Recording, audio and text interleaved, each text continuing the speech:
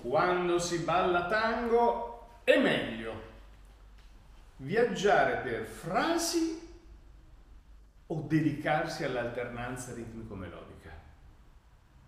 Questa è la riflessione che ti propongo quest'oggi. Ma, come sempre, dopo la sigla!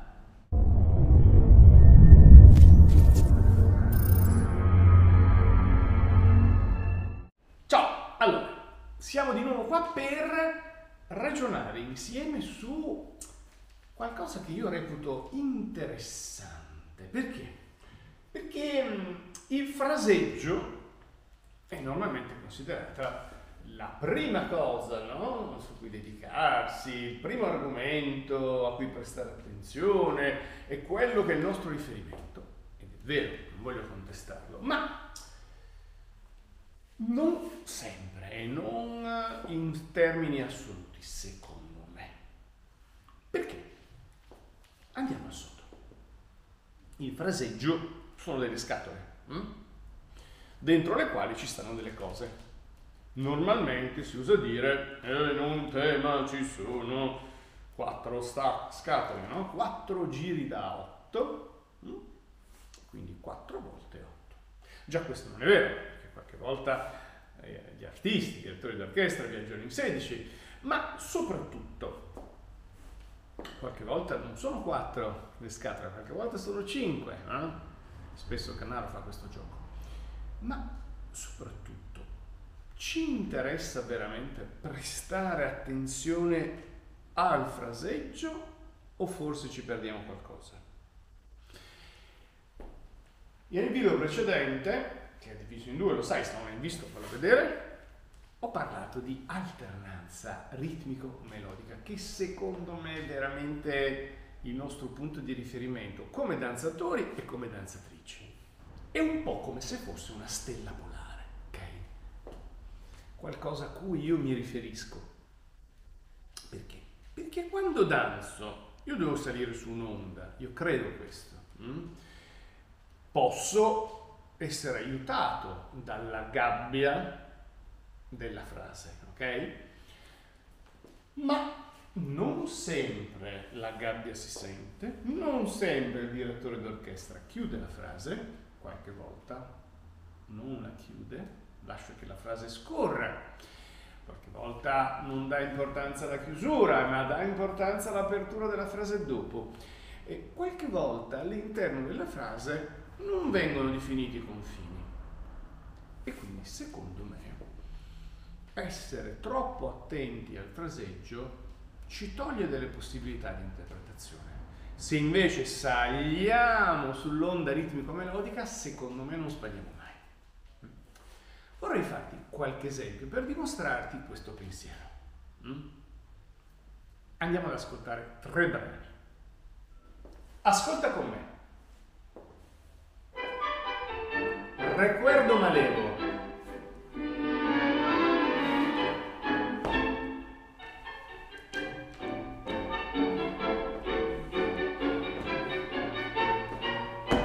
Sì, senti che chiude?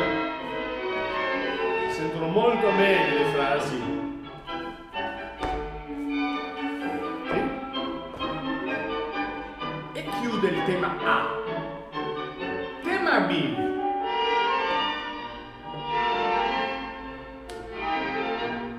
Senti qua.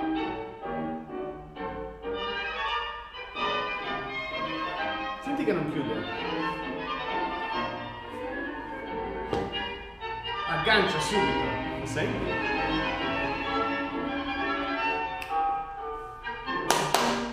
Immancabile sincrope, doppia, qua chiude e arriva il cantante, ma ci fermiamo prima. Quindi, hai sentito che con Recuerdo Malevo, orchestra tipica Riccardo Tanturi, se noi ci fermiamo al tema A, essere attenti al fraseggio ci aiuta. Senti come chiude, no? Ok, quindi ci aiuta nella danza, riconosciamo i confini, no? Lo steccato dentro il quale stare. Ma già sul tema B non funziona più. E allora se io mi preoccupo del fraseggio, mi perdo. E come danzatore, come danzatrice, tu tu devi riuscire a salire su un'onda e non perderti mai, perché sai sempre dove l'orchestra ti sta portando, ok? Se tu sali sull'onda dell'alternanza ritmico-melodica, anche sul tema B non ha nessun problema. Se ti ferma il fraseggio, difficoltà. Facciamo un altro esempio. Secondo esempio.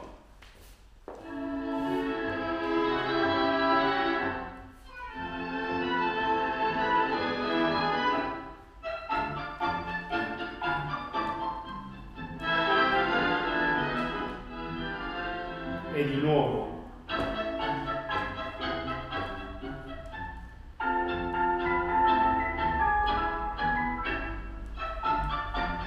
Ok? Chiaro il concetto?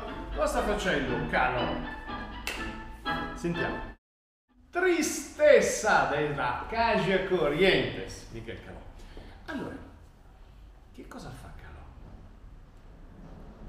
Lui gioca prima con un dialogo 4+4 e poi viaggio con 8, 4+4 e poi viaggio con 8. Allora, se io ragiono in termini di 8 mi perdo il dialogo, evidente.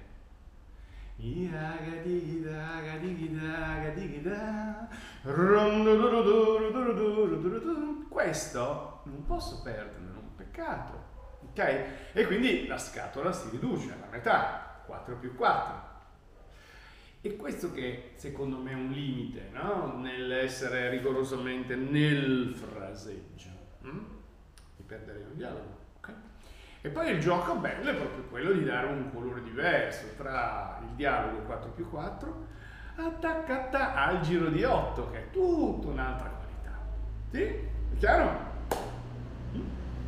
Andiamo al terzo esempio. E sappi comunque che se hai dubbi o domande, se c'è qualcosa che non ti torna, scrivimelo sotto nei commenti. Andiamo al terzo esempio. Terzo esempio, De Mare. Ascolta.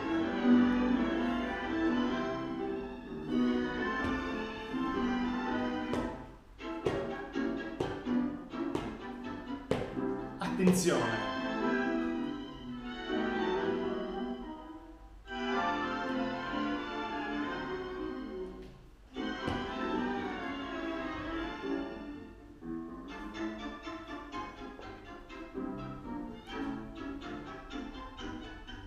Ok, chiudiamo qua.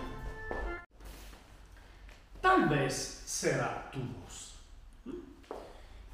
De Mare. Se ragioniamo per giri di 8, ovvero sia per un fraseggio di 8, ci saremmo persi che cosa? Due cose. Uno, l'abbiamo già visto l'altra volta, nel video scorso, se non l'hai visto fallo vedere, con Nada di Sally Podestà, ovvero sia 5 ritmici, 3 melodici, ok? Allo stesso modo fa De Mare. Hai visto che io prima ho indicato 5 e poi ce n'erano 3. Allora, se ragioni in termini di 8, sono fregato, mi perdo una qualità importante, cioè il mio corpo deve cambiare tra i 5 e i 3, perché sono due mondi diversi, un ritmico e un melodico. Seconda cosa, mi sarei perso anche qui, come nell'esempio che ho fatto prima, il 4+4, ok? Quindi, in sintesi, importante lavorare sul fraseggio, soprattutto nei brani molto chiari, soprattutto all'inizio secondo me, e se vuoi, pensiero mio, se sei a casa tranquillo, vuoi studiare, anzi io ti invito a studiare il tango perché è meraviglioso, mettiti anche a contare, non fa male alla salute, ok? L'importante è non contare quando balli, perché ti perdi il sapore del ballo, non ha più senso, però ascolta tango, conta, vedi, ragiona, e ti accorgi della meraviglia, ma anche della varietà. Cioè ogni direttore ha veramente digerito il tango e l'ha espresso a modo suo.